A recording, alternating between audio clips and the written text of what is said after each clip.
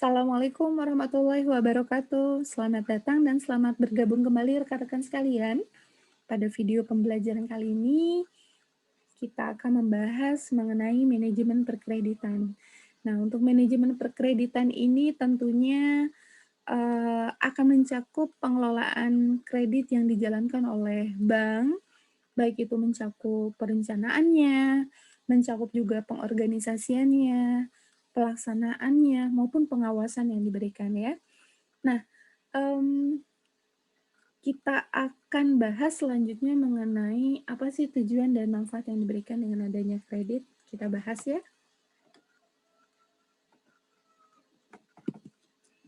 Oke,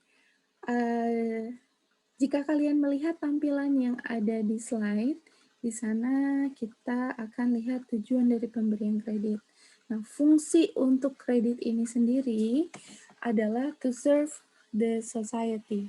Jadi, fungsi kredit itu secara umum pada dasarnya itu adalah pemenuhan jasa untuk melayani kebutuhan masyarakat. Jadi to serve the society dalam rangka untuk mendorong dan juga untuk melancarkan perdagangan. Selain itu juga mendorong dan melancarkan produksi, jasa-jasa, bahkan konsumsi yang pada akhirnya memang untuk menaikkan taraf hidup orang banyak.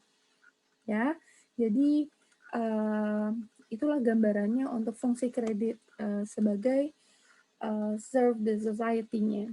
Nah, kemudian secara minimal ya, karena kenapa saya tampilkan secara minimal, karena banyak sekali tujuan yang diberikan dengan adanya kredit.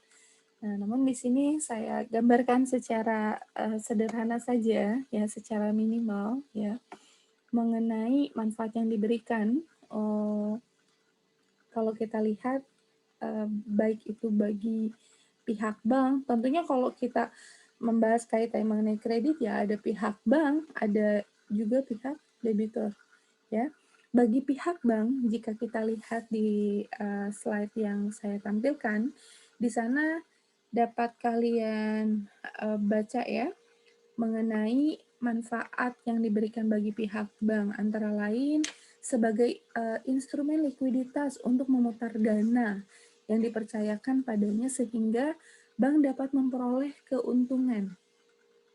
Nah, bank dapat memperoleh keuntungan. Nah, di sini keuntungannya itu apa? Keuntungannya tentunya bank ini akan memperoleh pendapatan berupa bunga yang diterima.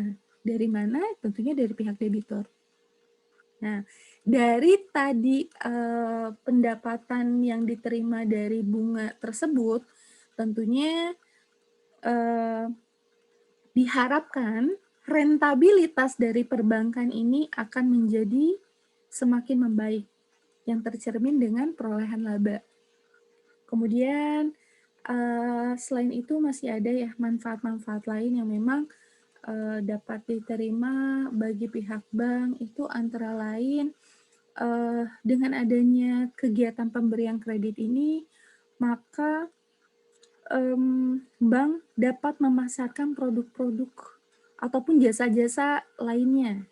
Seperti apa? Ada giro, ada tabungan, ada juga deposito, ada sertifikat deposito, dan yang lainnya masih banyak ya. Jadi perbankan dapat sekaligus memasarkan produk-produk maupun jasa-jasanya. Ya.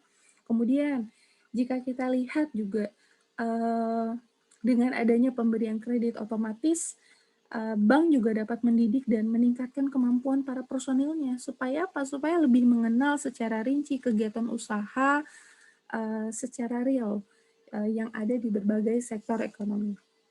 Dan masih banyak lagi tentunya ya manfaat yang diberikan bagi pihak bank. Kemudian bagi debitur sebenarnya kalau bagi debitur di sini tentunya untuk memperlancar usaha ya, sudah jelas sekali. Debitur memanfaatkan fasilitas kredit ini tentunya untuk memperlancar usaha. Jadi untuk meningkatkan usahanya tentunya debitur itu dapat menggunakan dana kredit untuk pengadaan, bisa untuk meningkatkan berbagai faktor produksi, bisa juga untuk tambahan modal kerja, bisa juga untuk perluasan pasar dan lain sebagainya, ya.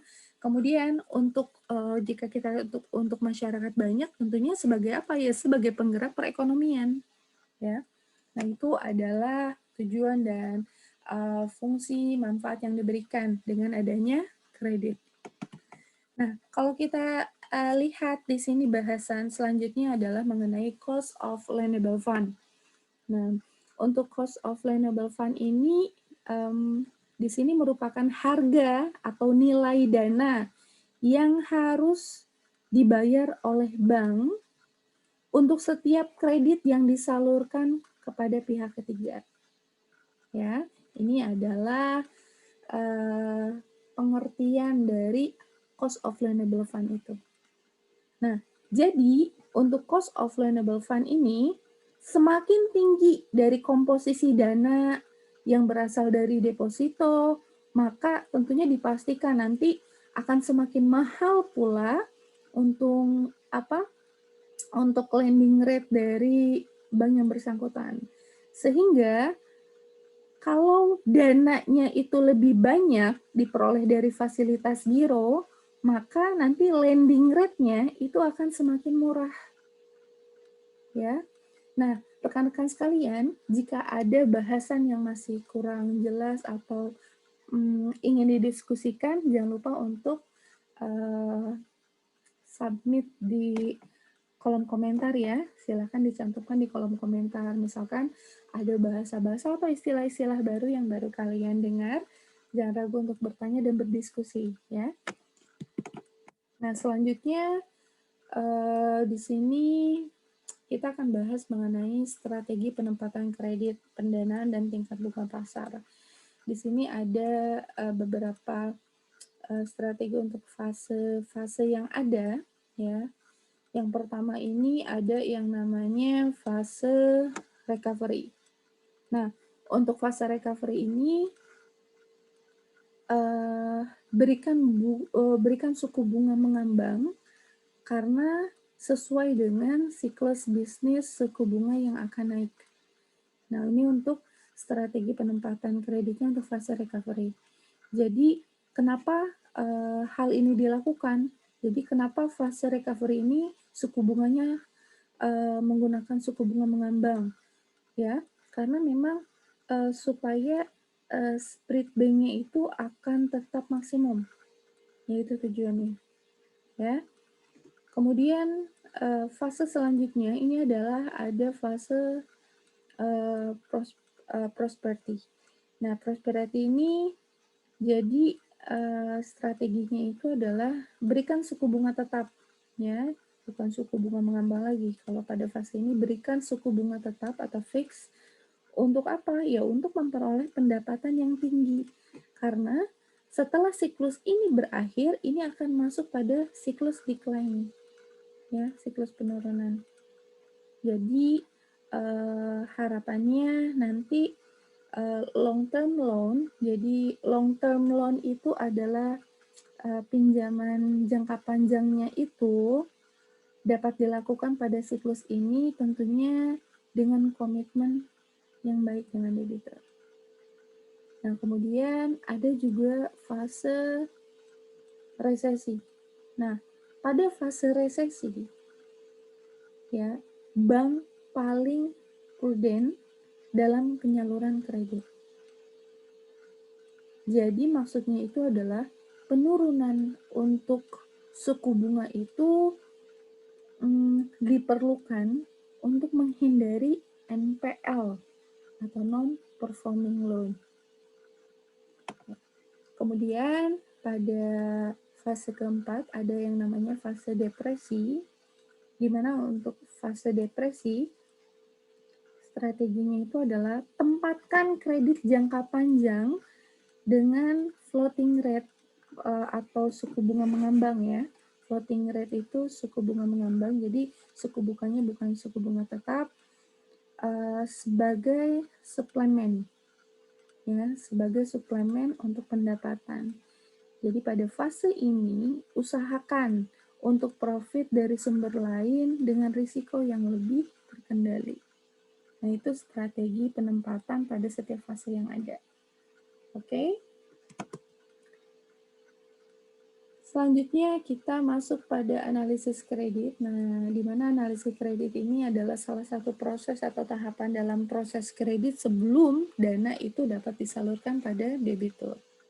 Di mana untuk pemberian kredit tentunya bank ini bertindak sebagai prinsipal. Ya, jadi bank bertindak sebagai prinsipal. Sedangkan untuk debitur bertindak sebagai agen. Ya, ini jangan sampai lupa ya, bank bertindaknya sebagai prinsipal dan debitur bertindak sebagai agen. Di mana nanti hubungan keduanya akan setara apabila masing-masing pihak mempunyai informasi yang simetris. Nah, selanjutnya kita masuk pada aspek-aspek dalam pemberian kredit.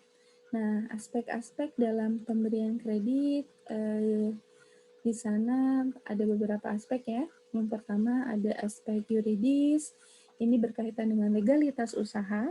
Kemudian ada juga aspek pemasaran, tentunya tidak akan lepas ya dengan aspek pemasaran kaitannya dengan life cycle produk yang ada. Kemudian ada juga aspek jaminan. Nah, untuk aspek jaminan ini baik itu fix ataupun non fix, tetap atau tidak, tetap kaitannya dengan legalitasnya serta dengan pengikatan kreditnya. Nah, ada jaminan. Kemudian untuk aspek teknis. Nah, aspek teknis ini hubungannya dengan operasional, bagaimana kapasitas usahanya, berkaitan dengan lokasi usahanya di mana, tenaga ahlinya, kemudian bagaimana proses produksi, bahan bakunya bagaimana, suplainya suplainya itu bagaimana, dan lain sebagainya. Kemudian aspek selanjutnya adalah aspek sosial ekonomi. Nah, aspek sosial ekonomi ini mencakup misalkan kaitannya dengan masalah AMDAL, ya. Kemudian bagaimana dengan masyarakat sekitarnya, budaya, sosial, dan yang lainnya. Kemudian yang poin ke-6 ada aspek keuangan.